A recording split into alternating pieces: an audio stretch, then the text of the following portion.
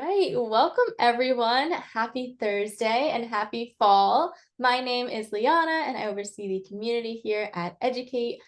Joined with me, I have Kristen, who is going to be running the show, telling us all of her tips and tricks about elevating your digital content for your fall strategy. If you do have any questions throughout our webinar, please feel free to throw them in the chat window or in the Q&A, and we will answer them towards the end. Otherwise, enjoy our webinar, everyone. So excited to have you here, and I'll pass it over to Kristen. Amazing. I'm going to go ahead and share my screen, which Liana, you might have to. Oh, nope, I think I got it. Can you see it? Lovely. It always gives you a weird error when you have someone else sharing music. So I'm glad you're all able to see this. Glad we are all aligned that pumpkin spice is the reason why we're here and very timely. But thank you all so much for joining today. Really excited to kind of kick off the holiday season. I know we're deep in planning right now, but just really talking about ways that you can elevate your current content campaigns, your current content output, and just learn some general best tips and tricks, as well as get some inspiration off the back of this. So let's pumpkin spice up our content. And Ian, I know you said bourbon by a fire. That is probably my favorite pumpkin spice adjacent snack, I should say. So let us begin. So for those of you who don't know me, I am Kristen Walsfer. I've been at Saros for, oh my goodness, 6.5 years now, which is crazy. I'm the head of our customer success channel team. So I oversee all of our publishing and agency partners, but I actually have a very robust and intensive background in the publishing space as well, where I was actually a Saros client before coming to Saros. So really have a finger on the pulse in terms of what our publishing clients are creating, but also just kind of a general holistic overview of the different content outputs that all of our clients are creating as they get into the deep back half of the year, the last 3 months of the year. So for today's session, we're going to cover a couple of things here, and you're going to see there's a lot of different type of holiday themes that we've got going on. We wanted to make sure we're casting a wide blanket just over the different things that you can all look to the holiday season as it starts to rapidly approach. But we're going to kick it off with why seasonal content matters. We're going to talk about ways that you can identify and plan as we get to these 3 months. I know, like I mentioned, we are halfway through October, which is crazy. I hope you all have your Halloween costumes picked out. But there's still plenty of time that you can think about ways that you could be leveraging Saros or any content outputs to really make sure that you're elevating your brand as we get into these really deep, meaningful last few months of the year. We'll talk about inspiration and trends, and then we'll talk about quick wins that you can implement now. So if you haven't started yet, you're definitely not behind the eight ball, maybe just on back to school content. But as we're looking towards the holiday seasons, as we're looking toward New Year's, this is really when we can start getting tactical with what it is that you're creating and how Saros can kind of get you halfway there with you thinking outside of the box of how you can kind of tie your brand and your own customer voice into what it is that you want on your .com. So why does seasonal content matter? I think there's kind of a few different avenues that we could look at here. Seasonal content tends to drive really deep audience engagement. And there's always a South Park episode that I remember. I don't know if you're all familiar with South Park, but they always talk about the nostalgia feeling to it. And that's exactly what it is. It's the seasonal content driving 2 to 3 times more engagement because it resonates really emotionally with users. You really have this nice kind of cozy fall or cozy winter feeling when it comes to content. You get excited for the holiday seasons. For whatever reason, you want to spend all the money that you have on different things for those on your wish list and gift guide list. But this is really when you kind of see that uptick in traffic, uptick in user engagement, really people who are honing in on what it is that you're putting out there and really capturing their attention in a super timely and effective way. So that kind of ties into this next point here, which is timely and relevant content really helps increase consumer conversions. So seasonal events, we see about a boost of 80% of shoppers influenced by timely seasonal content. I think we're all really in this amazing place where you know your audience best, you know what resonates with them best. So how can you put products forward, or how can you have some type of e-commerce or affiliate play where you're tapping into that nostalgic moment, but also tapping into what resonates with your current core audience, and how can you increase those conversions on what it is that you're putting out there within your content. And then, of course, at the core of it, we have interactive content. So, interactive content really powers stronger customer actions. There's a couple of reasons for this, but we see about 2 to 3 times the engagement boost and purchase likelihood increased by 25% plus. It was actually 27%, which I thought was a very weird, odd number. So I put 25% here. But the reason for that is you're able to get that content or that information to the user that's most relevant to them in the fastest way. So they're not having to comb through all of this different content outputs. They're really able to see what they want to see. They want to see a gift guide for a sister-in-law. They're able to get there as quick as possible. And thus that is able to drive higher conversions, more engagement. If you're looking for more time spent, that also keeps them within your .com and within their ecosystem more because they're able to get that information and not really be held hostage by having so much information thrown their way. And kind of putting a nice little bow on all of this, timely content offers really great urgency and ways to boost that impact. So using sponsored content or any type of content during peak seasons really helps you all reach your audience in a more trusted and engaging way. And again, kind of leading to that higher conversion rate on any type of output or click through. So as we kind of get deep into the why, this is where it really starts to get tactical. So how can we look at how we're identifying what makes sense for our business? And then how do we plan to make sure we're setting ourselves up as we're looking towards the back half of the year? So there's always best practices. If you joined any of my webinars previously, I always like to be kind of prescriptive in how we're offering up these types of guidelines. But for us, it's really good to have a seasonal content calendar. So setting your content live 2 to 4 weeks before those key moments in time. I know I just mentioned back to school, but we often see back to school content going live around the beginning to mid-August. So you want to make sure that you're ahead of the curve. You want to make sure that you're capturing that audience as they're the ones that are looking for that information for that timely moment. Halloween, most of our campaigns, I would say, launched about a week ago. So how, again, can we get ahead of as those users are starting to make those purchase intents or looking for content inspiration? One piece of content that always comes to mind for me was She Media. They launched a Halloween campaign towards the middle of September, and it was all about M&Ms and ways that you can creatively use M&Ms during the Halloween season. But you want to make sure that you're having all of that start to roll out 2 to 4 weeks prior to that key moment and engage with that user as early as possible, but in a way that makes sense. You don't want your holiday content going live in July because everyone's going to be like, you're pushing the season. Let us enjoy it. And then for holiday specific campaigns, so launching interactive gift guides for Black Friday, this is really where we start seeing a huge uptick in our gift guides. So thinking about what sales are going to be rolled out. I think we all are kind of at the fatigue with Amazon Prime Day. There is a Prime Day, it seems like every single month. But how can you capitalize on all of those sales that are happening? How can you highlight specific products that you know are going to resonate with your audience? That way it can drive more conversions that way. How do you make that gift guide seem something that's not just static image after static image? It seems and feels really cool and really unique to your brand. But in addition to that, how do you leverage the same audience so that way you don't get audience fatigue? So one big shift that we've seen in the last 2 to 3 years is having a rolling campaign. So think 12 days of Christmas, unlaunching a new piece of content or launching a new product placement, for example, or New Year's resolutions. How can you have a January calendar that highlights different key milestones within January? I think dry January is a big one as well. So how can we then push forward some type of mocktail inspired recipes or different ways that you can engage with that same audience, but grab that attention over and over again and repurpose that content in a thoughtful and meaningful way? And then data and trends. This is also a really big one too. So looking at what performed well last year. So how did your holiday campaigns perform? How can you reiterate on that? I think we all want to work smart, not hard. So how do you not reinvent the wheel year over year? We know that the holidays are always approaching. How do we get smarter based off of the learnings that we had last year? How can we adjust that strategy slightly? Maybe there wasn't enough multi-channel marketing promotion put behind it. How do we get more social audience engagement? Look at those key moments in time so that way you can really maximize how you're getting that content to your audience and different ways that you can engage with that audience further.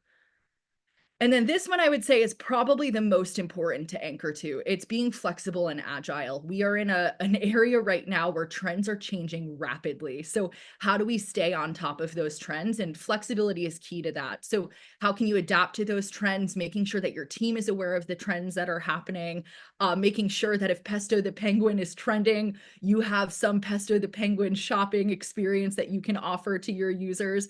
There's different things that you can look at in terms of what your users are chatting about, what it is that your teams are chatting about, and how can you adjust to that trend in real time.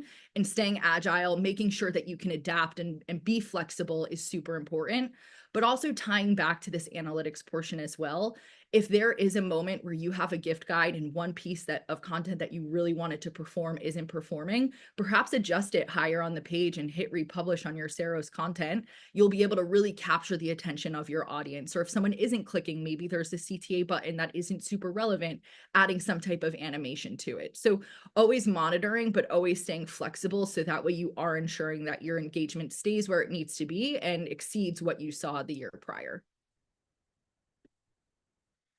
So an example timeline of this, and it's crazy that we start planning so early, and in no means does this mean your content creation has to start being planned this early, but this is kind of what we look at when our team starts to think and map out holiday content, and it starts in May or June. So we are just always in the Hallmark Channel Christmas movie mindset here, but this is the ideation stage. So start planning for your fall and holiday content. Again, you don't have to design for it, but let's start looking at how it performed last year. Let's start reaching out to different folks to see, all right, did you like this? Did you not? How do we heavy up on certain placements of this?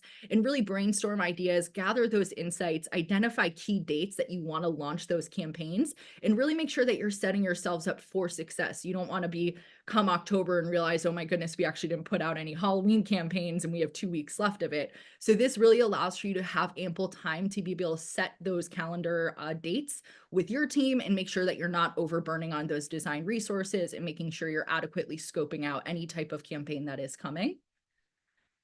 And then July and August. So this is where we start thinking about design, start thinking about production. So thinking fall specifically for July and August. So we're thinking about back to school. We're thinking about any type of kind of change of season moment. And this is when we really start to see media buys start happening for Q4. We start thinking about developing holiday campaigns. So holiday cards, which I know Travis did a couple of weeks ago. This is when all of this really starts to happen.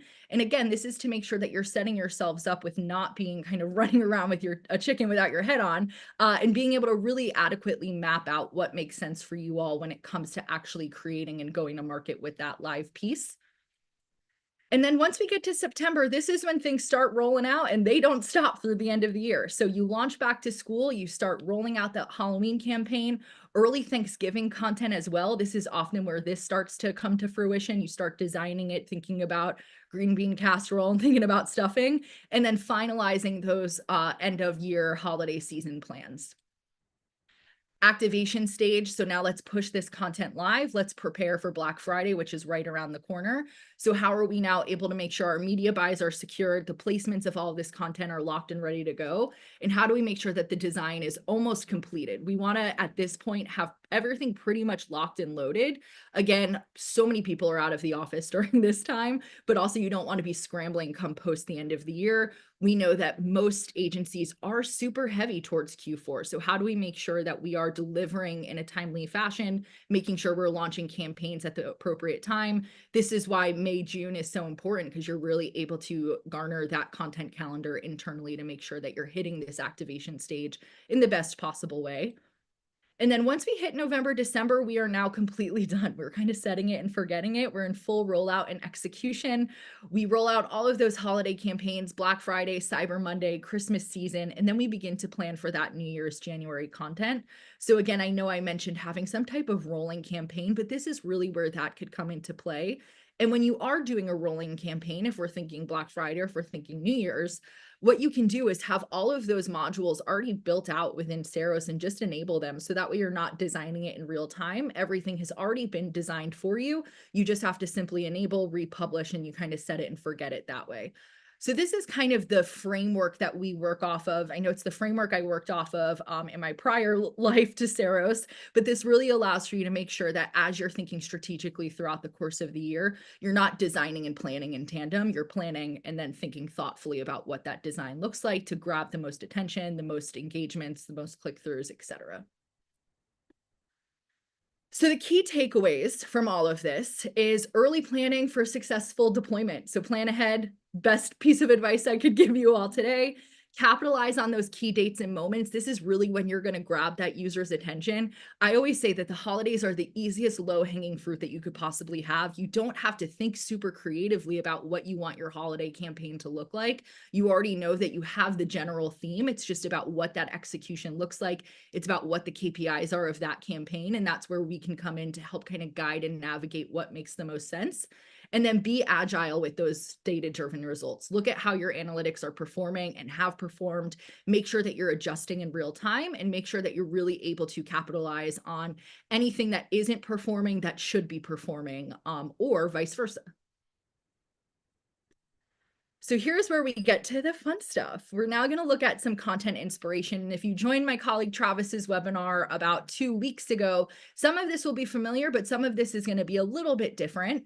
But we really wanted to showcase kind of the 5 elements that we most often see when it comes to holiday experiences.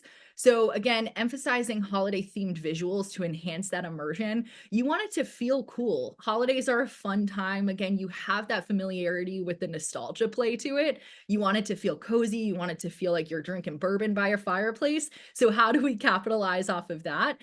Use those animations strategically to increase that user engagement and enjoyment. So again, if you're seeing something that should be getting clicked that isn't, maybe let's look at what kind of animation is placed on that object, or maybe let's reshuffle how the content is laid out on that page. And if appropriate, incorporate some gamification to further drive engagement. I would say quizzes are often one of the biggest things that we see in the holiday season. It's such a simple turnkey solution, but it really allows for the user to get relevant content because they're basically choosing the persona and choosing the adventure that they want to be on. And present your CTAs as a critical focal point in your design. Entice your viewers. You want to incentivize them to click. We are so inundated with content.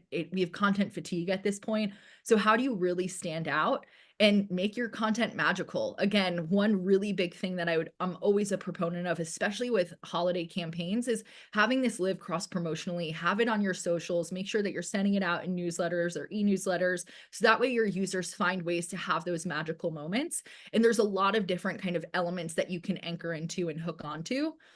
So I would say content hubs tend to be a pretty big one right now. This is one that the Her Campus team put together just for fall beauty bulletin board. So there's a couple of different things that I find really interesting about this piece of content. The first one being visually, it's beautiful. It is actually a bulletin board. So you think, okay, I'm kind of now fully immersed in this bulletin board experience.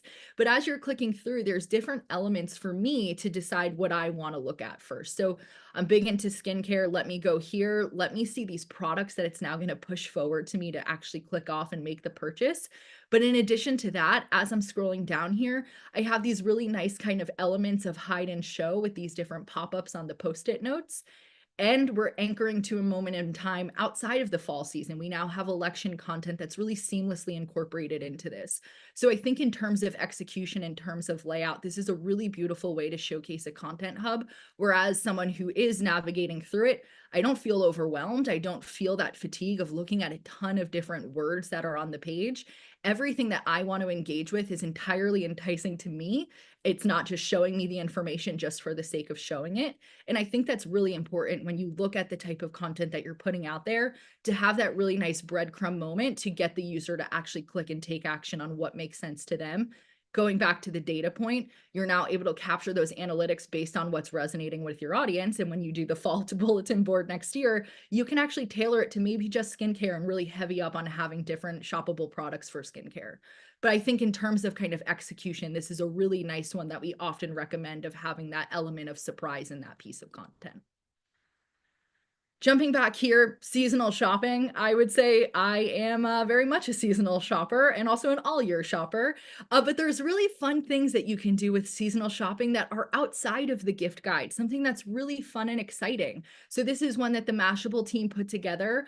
This is on behalf of Samsung. So, this is clicking out and actually making a product to make your home more smart and more efficient based off of what you're clicking. So, you can see it's pretty tiny in terms of piece of content. I'm just clicking on these little areas where it's kind of hidden and shown. But as you can see, it's really immersive in terms of execution. It is a Halloween house. It's got this spooky vibe to it. But again, it's not boiling the ocean and thinking about how to get this content put out there. There's only 6 click states on it. And when I do click off, it actually brings me to Samsung's website. So another really way that you can showcase products in a way that's effective to the user without having to overburn on design resource. Another cool holiday house that I wanted to show is this one by Coveteur, which is a holiday house of shoppable gift guides. So if I want to see what Tracy Ross is buying for her family, I just go ahead and click into here. I now have a product kind of laid out for me and what is relevant to me or what I want to see from one of my favorite celebrities. And then from there, I'm able to make that purchase. But you can see in terms of how it's laid out, similar vibes of having a holiday house, but the execution, the content, it's slightly different, just a little bit more reiterated off of what the Mashable team did. But this is another beautiful way to just kind of showcase and increase user conversions on your site. And then recipe builders, I think come Thanksgiving, we are all pretty much going to be eating for the next 6 weeks. So how can we look at how we lay out these different types of recipe moments? So this is one that the Industry Dive team put together for McCormick. This is how to make the perfect green bean casserole in 4 easy steps. You have all of the ingredients laid out right here. This is something that is really unique in that this can be easily templatized. So it doesn't have to be specific just to the holiday season. They could do this for 4th of July. They could do this for barbecues. Honestly, anything could work with a format like this. You, of course, have the click out to go read the latest article. You have the brand tie-in right here on the bottom, but just a really nice, clean execution on how you can really showcase different recipe builders in a fun and interactive way. And I think we can all agree that green bean casserole is the best side of Thanksgiving. And if you disagree, you are wrong. And then for seasonal events here, this is one that the kitchen team put together. So again, it doesn't have to be inclusive just to kind of living and breathing in one specific spot. Doesn't have to be just a micro content or a content hub. It can actually be a full event piece. So this is one that the kitchen team put together. The way that they laid this out is honestly so beautiful. They have these really fun hide and show states. They have social tie-ins. As we get to the bottom here, they have the entire event schedule. So this just kind of showcases when it comes to holiday planning, there's so many different things that you can all do outside of Shoppable. You can look at event pages like this. You could look at different ways that you can further and deeper engage with your audience. This is all going to be streamed live on Instagram, which is really fun and exciting because now this is consumer facing, both virtually and not. And again, allows you to have these partnerships right here on the bottom without it feeling overtly partnership or sponsored on the top. So as they execute on this, I think it's just a really nice way to showcase the different ways that you can think about holiday content and what you can do outside of the box and reiterate on year over year. And then our last one here, we've got gift guides, which I think are all of our favorites. So this is one that the Skim team put together, and there's a reason why we always show this one. I think how they executed on this is really beautiful. It's both a content hub and a gift guide. But as I was mentioning earlier, the really cool thing for me is I'm now able to actually get to content that I want to see without having to filter through all of it. And the other really unique thing that they did here is we of course have Saros as this main lander, but we are now actually going to just a static article on their.com. So while they kind of incorporate 2 different ways to engage with their audience, it's really unique how they did it. They didn't have to create different Saros hubs for each of these different product pages. They've now found a way to seamlessly integrate us within their.com without having us leave and click off and go off site. So as we're thinking about inspiration, as we're looking at those different kind of use cases within the different holiday campaign world, there's a ton of templates on Saros Inspire that you can really grab some inspiration from. And we always recommend our clients start there. If you're thinking about holiday content or any content in general, this is a good way to think about how you can get 50 to 60% of the way there and kind of take that template and run with it. So there's 3 examples here that I like to showcase. We have another example from the kitchen team, but this is a flow chart that we have on Saros Inspire. And I want to show just how easily this can be repurposed for you all. This is one that the kitchen team put together on spicing up your new year. And again, exact same way that they have it laid out here, but obviously with much more brand tie-in. And the other really unique thing with this too is that they have it clicking off and going to recipes that exist on their .com. So again, finding ways to keep that user in your ecosystem, finding ways to further drive engagement with that user. And that is really key when it comes to how you're having different flowcharts or different product hubs laid out. This one, you can see how different the content can look when it comes to a template. So we always say templates we use in the loosest form of the word, and I would say that this is the loosest form of the word. This is how this template looked, and this is what the Outside Mag team put together. So this is a building your own kit. Where you're able to now, based off of what I want to click into it and be able to see those product oversights and information about each specific product. So I think it's a really nice way to just kind of showcase that when you're thinking about templates, you can think about it in such a different way than what it looks like within the Inspire site. Let your creativity run wild, but really allow for you to have that kind of baseline view of what that piece of content could look like with it, you getting, I mean, in this case, I would say 40% of the way there with 60% lot of design creation on top of it. And my final piece here, I know I've been talking a lot at you for 30 minutes, but this is another really beautiful one that the Huffington Post team put together. This is the Saros Inspire template, and this is the piece that they put together on behalf of Walmart. You can see here, it's just a really nice kind of product showcase that they took and included the Walmart elements into it, but just a nice kind of turnkey solution that they're now able to arm their team with to easily repurpose, add in different products as needed. So I know I talked a lot at you all, and that is the last of it. So we will open it up to questions if anybody has any. I told Liana before this, I thought I only had 30 minutes and I did it on time, but I think I have the hour. So thank you so much, Kristen. I loved all of the tips that you shared and those examples. Seeing before and after for me personally is always such a great comparison and just really great inspiration of how you can turn all of these templates that we have again on theme, either seasonal or whatever type of content you're creating. So loved those examples. It does look like we actually have a couple questions in the chat. So the first one here is, what types of interactive elements can be incorporated into seasonal publishing content to increase reader engagement? Yeah, that's a good question. And I know I had talked a little bit about having that rolling campaign. And I think that that's really where that comes to play of kind of reiterating and re-engaging with the same audience. I think that that really allows for you to have a moment in time where you're able to increase engagement and increase readability, and really get people to be more interested in the content. Obviously, the smaller the content, the less time spent on the piece of content is going to be. So always keep that in mind. If the KPI is time spent, you want to increase that, maybe make it a little bit larger, maybe have those hide and show moments like they have here on the Her Campus page, where there's that hidden layer where I actually have to take an action and click into it versus having it be a hover and kind of show me that information from the jump. But that's what I would say. I would say have moments where you incentivize the user to make the click versus have them fed all of the information from the jump. I love that. Yeah, we always recommend any type of content where a user's interacting. They're really going to spend exactly what you said, more time on your page, just looking around your site, kind of seeing that hidden content, reading, learning more. Love that. Yeah. Awesome. Another question here is, what types of embedded content do you think would be good for holiday designs? Ooh, that's a loaded question. I always think if you're embedding content, there's 2 different ways to look at it. There's embedding it within an article page, and then there's embedding it where it's kind of the full bleed experience. So there's 2 different ways that I would recommend having the content. For something tiny, I think that this for an article page is perfect.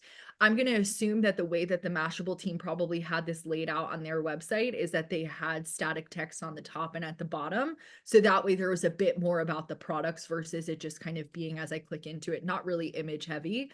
So I would say for something like that, this would be what I would recommend. But if you're embedding it on something quite larger, I actually do have this experience pulled up. The Skim Merch Madness, this is embedded into their .com. It's a full bleed embed. And it's super text light with very nice images, products. I say images as I'm hovering over the bidet.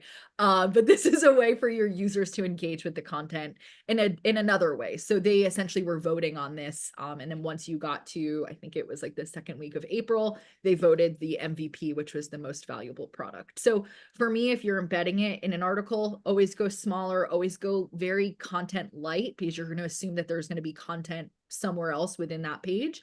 But if you're looking at a full bleed embed like this one here, I would say go full tilt on it. Look at this one, look at the Her Campus one. This one's also embedded. These are full bleed on their site. And again, really allow for the user to deeper engage with it. I love that. And we'll definitely share all of these examples too that are shareable in the follow-up email so that you can always reference back to them and get some inspiration. Also, another great question here says, you might have covered this, but how do you track the performance of holiday content? Which type of metrics are you looking at? Yeah, so it depends. This is a loaded question. It depends on your campaign's KPIs. It depends on what, if it is sponsored, what your advertiser wants to see. If it's not sponsored, it depends on what your team wants to see. For me, I feel like if it is something like this, where there is a moment of having a click out to actually go to the product and make a purchase, I would be tracking clicks to conversion. So basically looking at how many outbound link clicks you're getting on this piece of content.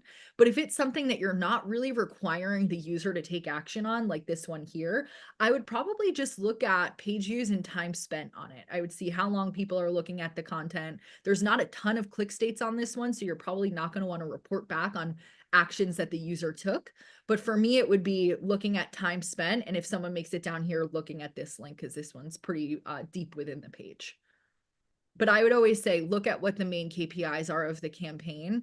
We can always advise you on how to maximize on those KPIs. So again, if it is clicks to conversion, if it's a click-through rate, if it's time spent, we can always give advice on what we think in terms of content makes the most sense. Again, if it's time spent, I probably wouldn't do something like this, because you're probably going to have a click off pretty quickly, because there's not a ton of click states on this one. Same with this one here. But great question. Really good points too. And speaking of that question, this one's sort of similar. How should we consider SEO when planning out our Sarah's holiday experiences? That's another great question. So yeah, I think we all are at the mercy of Google and how they rank their content for SEO. It usually takes them about 2 weeks, I would say, to index content. We do have a way in Studio for you to, if you're embedding it, set up your canonical URL. We do optimizations in the back end that allow for a no script HTML. So there's ways that you can think about how you're setting up this content to be SEO friendly and to get it ranked higher. But I always say to all of our clients, the first thing to do is look at the settings panel and make sure that you're optimizing everything in there for SEO. If you want to take it a step deeper, we do have ways that you can add in meta tagging and alt tags. And Liana, I know that this definitely exists in your wheelhouse more than it is mine. But there are ways that you can really look at optimizing further for SEO outside of those in our settings panel. But I always say start there. That should be enough when it comes to holiday campaign, especially because it has such a short life cycle already. Definitely. And we do have some really great articles on Educate about SEO, even how to start and go about that on your Sarah's experience. So definitely recommend checking out Educate for those resources. This is a fun question. Where should I find, or where can I find holiday themed graphics if I'm not a designer? Oh my goodness, that is a good question. I actually stole mine from Travis's. Um, so that is a good question. I would say sourcing anything. If you have any type of photo provider, think Getty Images, Shutterstock, anything like that, it should be in there. Everything on Google is open source as well, so you can grab all of those images and use those in your creation. We do have natively within Saros the Noun project, which you can leverage iconography. You can leverage different moments of grabbing different seasonal icons. But I always say kind of start looking within your own ecosystem of if you do have some type of image provider, leveraging some of those to just grab something quickly. But if you are looking at Saros Inspire, I think we have about 4 holiday cards. You can grab those and use those assets to jump off with. There's a ton on there. And honestly, like I mentioned, I used mine from Travis. So so that is how a non-designer did it. But yeah, let me just see if I can grab something super quickly. I hope I have it. Oh, it's probably under type. And speaking of holiday cards, we do have a really fun creative challenge going on right now, which was a part of Travis's holiday webinar. So if you're on Educate, you can check out that creative challenge. It's to design some type of holiday themed experience. We have some really great submissions already. So if you do complete it, you'll get a fun badge. But just like Kristen's showing, here's a really great example of a template that you can use. And there's already those animations applied that you can just copy over to your own experience. Yeah, these are all the ones that we have for you all to use. And like I mentioned, we use templates super generalized. So take a piece of this and maybe put it into the snowman one, or looking at this holiday house here. There's so many different ways that you can leverage these templates and kind of Frankenstein them together to have them make the most sense for you all. Yeah, copy and pasting from experiences is definitely a gift for your holiday experiences because it's super, super easy. Yeah, super easy. And we are in the business of making things easy. So Absolutely. Awesome. Another question here is, do you see a lot of holiday content dictated for mobile viewing only, like on your phone? So rather than yeah, desktop and mobile, just on mobile? Yeah, that is a wonderful question. It is very interesting, the trends we've seen in the last 6 years. I would say on the publisher side, about 90% of our client, 80 to 90% of our clients' traffic comes directly from mobile. And we have seen a shift of folks just designing a mobile view of the content. The cool thing with a piece like this is you actually don't have to optimize this for both desktop and mobile. This would render perfectly on both. It's a click state, it's not a hover state, so the user can't hover on a phone, of course. But yeah, I would say this year in particular, we've seen a lot of folks just design one build because they know that their audience typically just comes to them from mobile.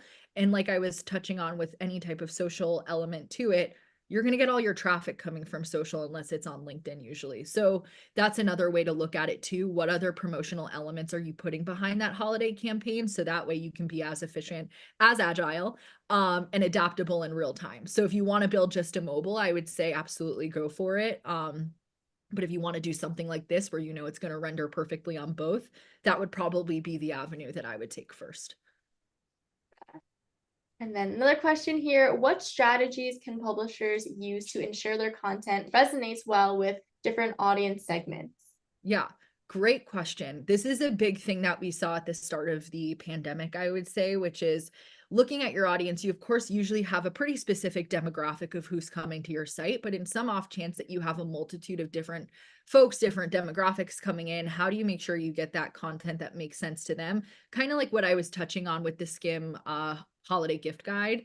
There's another gift guide that I also like to show that I weirdly did have up. This one's done by the Urban List team, but you can see here as I'm scrolling down, I'm able to now click out based off of segment. So if I want to look at just affordable luxury, if I want to look at rare finds, I'm now able to get to that information based off of my specific demographic or my specific kind of where I fall within their ecosystem. So I would say having the data kind of segmented that way, similar to how the Skimm has their data segmented that way, where you're kind of chunking it out and sending people to what makes sense for them. That would be my recommendation. You don't always want to take the one size fits all approach, especially when it comes to something that you either want to drive conversions on or drive clicks. So making sure that you're able to segment your own audience for what makes sense to them. And it's especially important during the holidays, especially for gift guides. You want to get your most fashionable friend the right thing and not the friend who has everything. Love But that. great question. And then Ian asked, right now, are you able to build mobile first and then adjust to desktop? That is another great question. So there is kind of a hokey workaround that we've seen a couple of folks do, which is they essentially go into the mobile or go into the desktop build and just shrink the canvas size down just for mobile specifically. So while it's not as super intuitive as it is when you're going from the desktop to the mobile variant, you're essentially just retroverting it and saying that your desktop build is your mobile build based off of the canvas size. So that would be my recommendation to do, is just adjust. And Liana, you probably know what the pixels are for mobile more than I do, but to just shrink the canvas size down when you get into the actual experience. Awesome. Yeah, we typically recommend for tablet and mobile like 800 pixels wide, but again, it definitely depends on, how much content you want or how big you want that screen size to be, and then of course your height to be as long as needed. Yeah. Awesome.